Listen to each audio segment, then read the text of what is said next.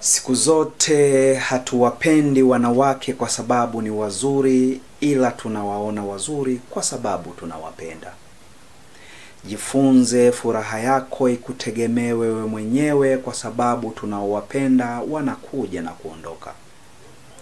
Amini nikwambiacho leo, kila mahusiano yana ukomo wake. Kama usipomwacha atakuacha, na kama si changamoto za maisha, kipato kuwatenganisha, basi kifo kitawatenganisha. Ni maneno yangu tu ya kipuzi, mimi mpita njia. Usisahau kusubscribe YouTube channel yetu ya Makap TZ. Hadi wakati mwingine tena, alamsiki.